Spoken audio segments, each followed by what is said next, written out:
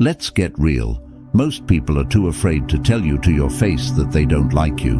Instead, they hide behind fake smiles, hollow compliments, and forced politeness. I've been there too, thinking someone was a friend, only to find out they were secretly hoping for my downfall. It's brutal, but here's the truth. If you don't recognize the signs, you'll end up wasting your time and energy on people who, deep down, can't stand you. So, let's cut through the BS and talk about the signs that someone dislikes you, but is hiding it. You might not like what you hear, but it's better to face the truth than live in denial. 1. They're always joking about your flaws. We all know that one person who loves to joke, especially when the joke is on you. They'll pick at your quirks, your mistakes, your little imperfections, and they do it with a smile, saying, "I'm just messing with you." It seems harmless at first, but let's not kid ourselves. These jokes are often more than just playful banter. They're calculated digs, cleverly disguised as humor, meant to chip away at your self-esteem bit by bit. I remember a time when I was close to someone who seemed to always have something to say about me. How I dressed, the way I spoke, even the projects I was working on. At first, I laughed it off, thinking it was all in good fun. But as time went on, I noticed a pattern. The jokes were always aimed at my perceived weaknesses, never at my strengths. It wasn't long before I started second-guessing myself, wondering if maybe I was the problem, if maybe these flaws were as glaring as they made them out to be. Here's where the controversy kicks in. People who consistently joke about your flaws aren't doing it out of affection. They're testing the waters to see how much disrespect you'll take. It's a subtle form of manipulation, a way for them to assert dominance while keeping you in your place. They're telling you, in no uncertain terms, that you're beneath them. And the most insidious part? They get away with it, because we've been conditioned to believe that if we can't take a joke, we're the ones with the problem. But let's flip that script. I'm here to tell you that there's nothing wrong with standing up for yourself when a joke crosses the line. In fact, it's essential. You deserve to be around people who lift you up, not those who knock you down just to get a cheap laugh. True friends don't need to point out your flaws to feel better about themselves. They celebrate your strengths and help you work through your weaknesses without making you the butt of the joke. I've seen it happen time and again. People who let these kinds of jokes slide, thinking it's easier to keep the peace than to make waves. But here's the deep truth. Allowing others to disrespect you, even in jest, is a slippery slope. It starts with small comments, but over time, those jokes can wear you down, making you question your worth. And the more you allow it, the more they'll push, until you're left doubting yourself, all because you didn't want to seem too sensitive. I had to learn this the hard way. I realized that by laughing along, I was giving them permission to keep going. I was complicit in my own disrespect. It wasn't until I started pushing back, setting boundaries, that I noticed a shift, not just in how they treated me, but in how I saw myself. I stopped letting their words define me and started owning my narrative. So here's my advice. The next time someone makes a joke at your expense, don't just laugh it off. Ask yourself, is this really funny, or is there something more going on here? And if the answer is the latter, don't be afraid to call them out.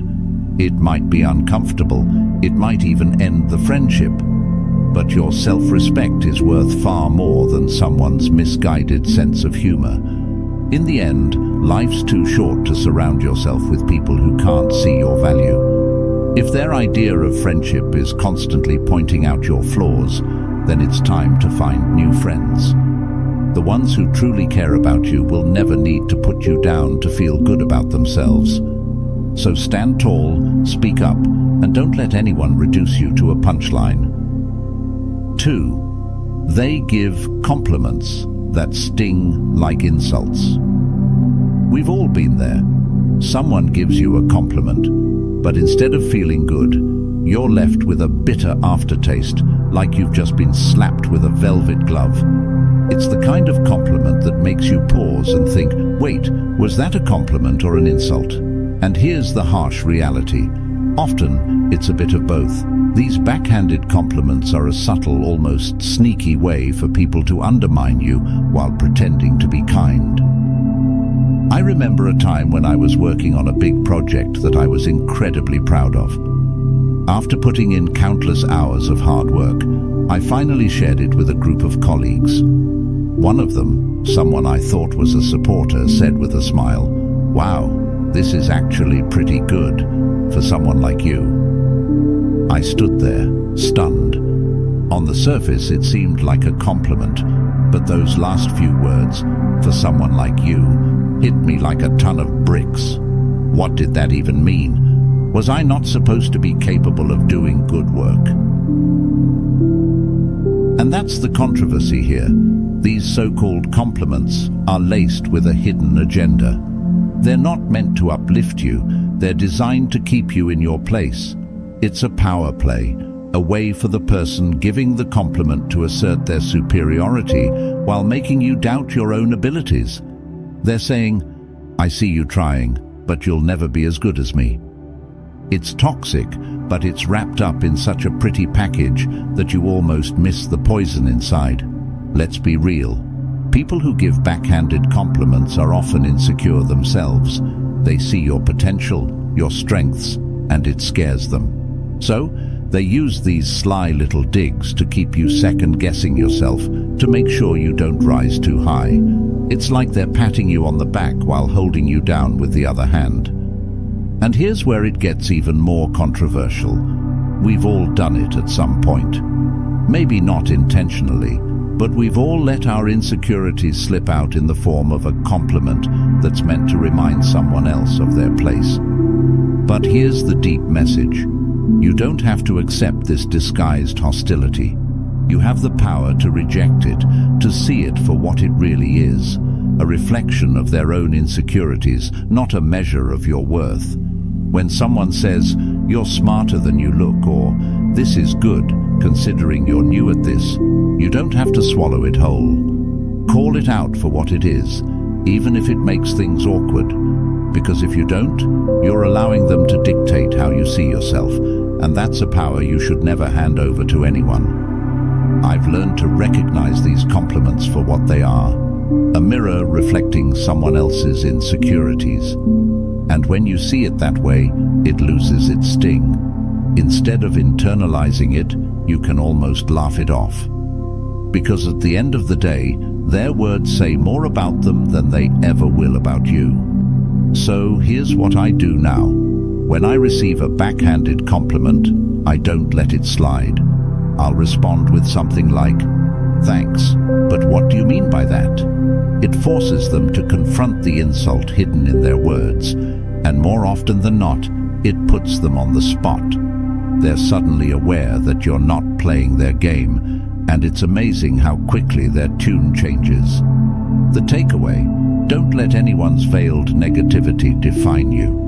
Whether it's a well-meaning friend, a jealous colleague, or even a family member, remember this: your worth isn't up for debate. Compliments should lift you up, not tear you down. If someone's words leave you questioning yourself, it's time to question their intentions instead. Life is too short to waste on people who can't genuinely celebrate your successes. Surround yourself with those who see your value and aren't afraid to let you know it, without any strings attached. 3. They subtly exclude you from plans. It's the little things that sting the most, like realizing that your so-called friends accidentally forgot to invite you to that dinner, that party, or that weekend getaway. They'll swear it was an oversight, that it was a last-minute thing, or worse, they'll assume you were too busy anyway. But let's be real, these aren't accidents. This is social exclusion in its sneakiest form, and it's a clear sign that you're not as valued as you think. I've been on the receiving end of this too many times. I remember checking my phone one weekend and seeing pictures of a group of friends having a great time at an event I would have loved to attend. The kicker? Not a single person mentioned it to me beforehand. When I casually brought it up later, they were full of excuses. "Oh, we thought you were busy," or "It was such a last-minute plan." But deep down, I knew the truth. If they wanted me there, they would have made sure I knew about it. And here's where the controversy comes in. This kind of exclusion isn't just thoughtlessness, it's deliberate. It's a way of sending a message without saying a word. They don't want you there, but they don't have the guts to tell you to your face.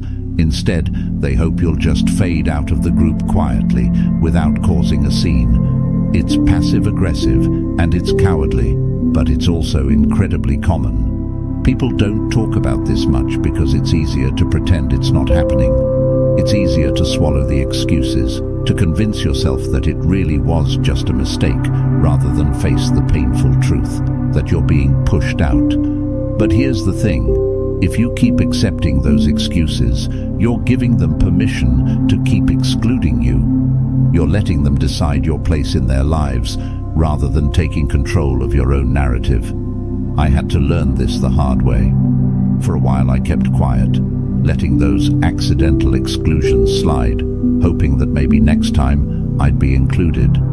But then I realized that by staying silent, I was allowing myself to be treated as an afterthought.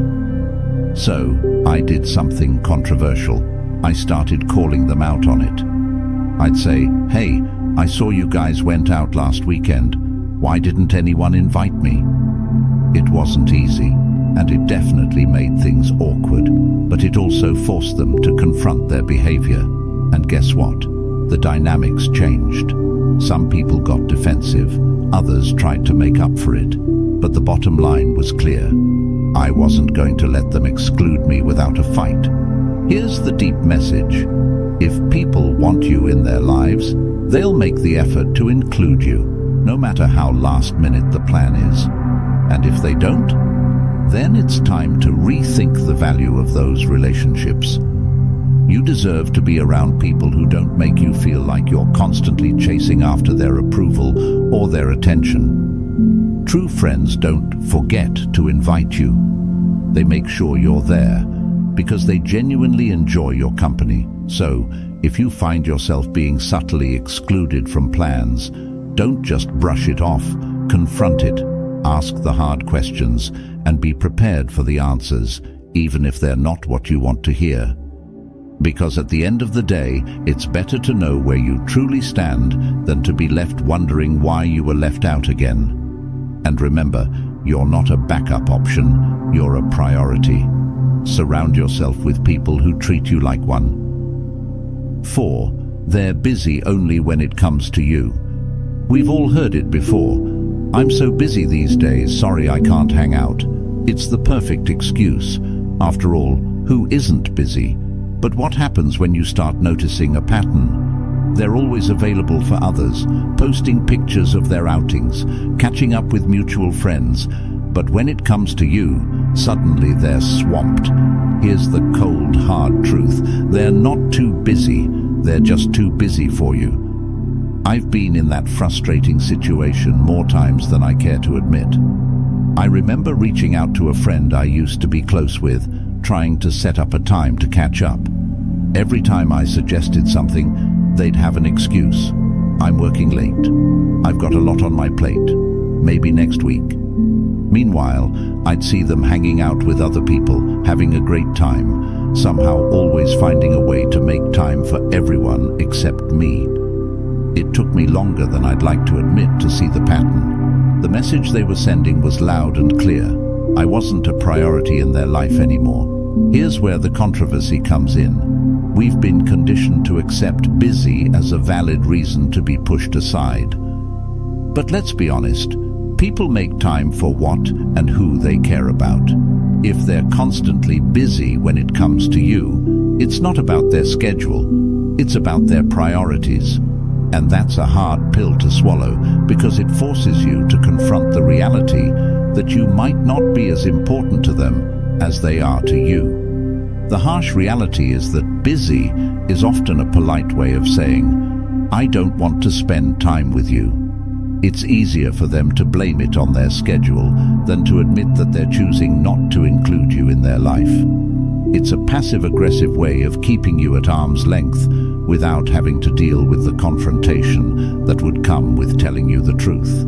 They want to keep you on the hook, just in case, without actually investing in the relationship.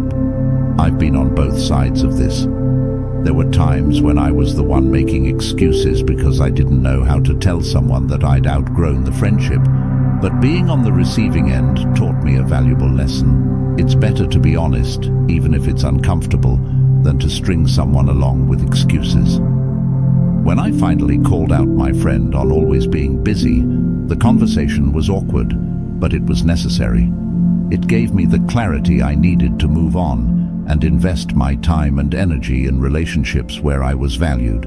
And here's the deep message: your time is precious, and so is your energy. Don't waste it on people who can't be bothered to make time for you. If someone is constantly too busy for you, it's time to reassess the relationship. You deserve to be around people who are excited to see you, who make an effort to include you in their lives, not just when it's convenient for them, but because they genuinely enjoy your company. It's important to recognize that people change, and so do relationships. Sometimes we hold on to people out of habit, nostalgia, or fear of being alone, even when they've clearly moved on. But there's strength in letting go, in acknowledging that you deserve more than someone's leftover time. It's not about being needy or demanding, it's about valuing yourself enough to walk away from those who don't value you. 5. They avoid physical contact like the plague. Let's talk about the elephant in the room, physical contact, or rather, the lack of it. We're not just talking about romantic relationships here. Physical contact is a basic human interaction, a way of connecting and building trust. So what does it mean when someone goes out of their way to avoid even the most casual touch? The answer isn't pretty. They're sending a clear signal that they're uncomfortable around you, and it's time to pay attention. I once had a colleague who seemed to recoil every time I reached out for a handshake or a friendly pat on the back. At first I thought I was imagining things, but then I noticed it wasn't just me. They were warm and tactile with everyone else. But when it came to me, it was like I had the plague. It wasn't long before I realized that their avoidance of physical contact was more than just a quirk. It was a deliberate effort to keep me at a distance. Here's the controversial part. Physical contact is a natural part of human interaction, and when someone consistently avoids it, they're communicating a lack of comfort or connection. Sure, some people just aren't touchy-feely, and that's okay. But when it's selective, when they're fine hugging others but stiffen up around you, it's a red flag that something's off. They might not dislike you enough to say it outright, but their body language is doing all the talking. And let's be honest, we've all been there, on both sides of the equation. Maybe you've avoided a handshake or leaned back when someone got too close because you just weren't feeling the vibe. Or maybe you've been on the receiving end, wondering why someone always seems to flinch when you're around. It's uncomfortable, it's awkward, and it's often a sign that the relationship isn't as strong as you'd like to think. But here's the deeper truth. Physical contact is a fundamental part of human connection. It's how we show trust, warmth, and empathy. When someone avoids it with you, they're not just avoiding touch, they're avoiding closeness, intimacy, and vulnerability. They're keeping you at arm's length, literally and figuratively, and that's a clear indication that there's an underlying issue in the relationship. I've learned to pay attention to these cues, even when it's hard to admit what they mean. There was a time when I ignored the signs, convincing myself that someone's reluctance to get close was just a personality trait. But the more I reflected on it, the more I realized that it was about me and our relationship. When I finally confronted the situation, it led to some tough conversations and, in some cases, the end of the relationship. But it also freed me from the frustration of wondering why things felt off. So, here's the deep message. Don't ignore the signs when someone avoids physical contact with you. It's more than just a preference. It's a statement about their level of comfort and connection with you. If you notice this pattern, don't be afraid to address it. It might lead to a deeper understanding, or it might reveal that the relationship isn't as solid as you thought. Either way, it's better to confront the truth than to live in denial.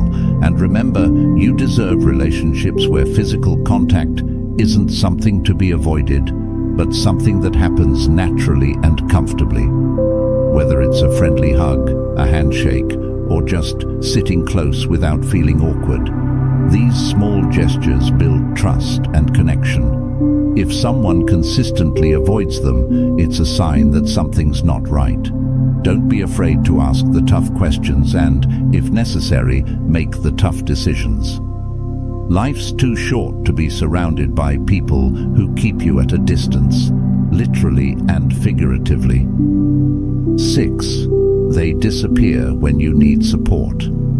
Let's get real. Nothing reveals the true nature of a relationship like a crisis. When the going gets tough, you find out who your real friends are. So what does it say about someone when they vanish the moment you need them most? It's not just a sign of flakiness. It's a neon warning that they're not as invested in you as you might have thought. And let's face it, when someone pulls a disappearing act during your darkest hours, it's not just hurtful, it's a betrayal. I learned this the hard way during a particularly rough patch in my life. I was dealing with a major personal issue, something that really shook me to my core. Naturally, I turned to the people I considered close friends, expecting some level of support, even if it was just a text or a quick call. But guess what? Crickets. The people I thought would be there for me suddenly had every excuse in the book. I'm so swamped at work. Sorry, I'm just really busy right now. I'll check in with you later. Spoiler alert, they never did. Here's where it gets controversial. People love to talk about how they'll always be there for you. But when push comes to shove, many of them are only around for the good times. They'll party with you, laugh with you, and enjoy the high points of your life. But the minute things get real, they're nowhere to be found. It's easier for them to ghost you than to deal with your pain or discomfort. They don't want to be dragged into your problems because deep down, they don't care enough to be there when it counts. And let's be brutally honest, true support isn't about convenience. It's about being there when it's hard, when it's uncomfortable, and when it's the last thing you want to do. The people who disappear when you need them most aren't just being inconsiderate. They're showing you exactly where you stand in their life. They're saying, without words, your problems aren't worth my time. I remember feeling absolutely gutted when I realized that the people I'd been there for in the past, during their breakups, their family dramas, their career setbacks, couldn't be bothered to return the favor. It was a wake-up call and not a pleasant one. But it was also a lesson I needed to learn. Not everyone who smiles in your face is truly in your corner. Here's the deep message. Support is the foundation of any meaningful relationship. It's easy to be around when everything's going well, but the real test of a relationship is how people respond when things fall apart. If someone disappears the moment you need them, they're not just failing you. They're showing you that they were never really there in the first place. But don't let their absence make you bitter. Let it make you better. Use it as a filter to sift out the people who don't deserve a place in your life.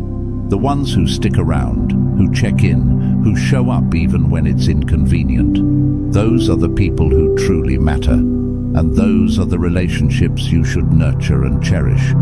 In the end, life is too short to invest in fair-weather friends.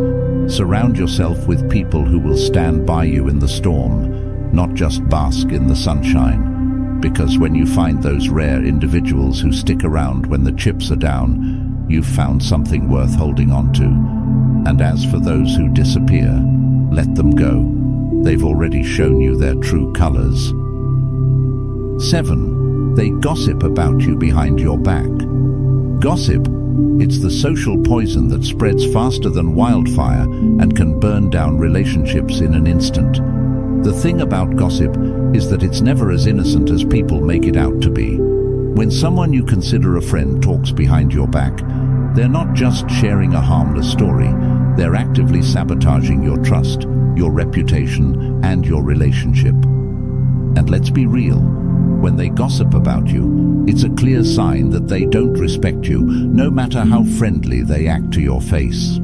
I've been the subject of gossip before, and let me tell you, it's one of the most gut-wrenching experiences. There was a time when I confided in someone I thought was a close friend about a personal issue. I needed to vent, to unload some of the weight I was carrying, and I trusted this person to keep it between us. But within days, details of that conversation started circulating, twisted and exaggerated. It was like a game of telephone, except the message wasn't just getting lost, it was being weaponized against me. The person I trusted had turned my vulnerability into entertainment for others. Here's the controversial truth. People who gossip about you aren't just venting or sharing concerns. They're playing a power game. Gossip is a way for them to elevate themselves while putting you down, all without having to confront you directly. It's cowardly, it's manipulative, and it's toxic. They're not just damaging your reputation, they're damaging the very foundation of trust that any real relationship is built on. And let's get one thing straight, people who gossip about others to you will gossip about you to others. It's a pattern, not a one-time thing. I've seen it happen too many times to count. Someone who loves to spill the tea on everyone else suddenly goes quiet when they're around you. Guess what? They're probably spilling your tea when you're not around. It's a betrayal of the worst kind because it's done in the shadows, without giving you a chance to defend yourself or even know what's being said. Now, here's where it gets really personal. I remember confronting the friend who gossiped about me, expecting some sort of apology or at least an explanation. Instead, they acted like it was no big deal, brushing it off as just a bit of harmless talk. But here's the thing, gossip is never harmless. It's a betrayal, plain and simple, and it says far more about the person spreading it than it does about the person it's about.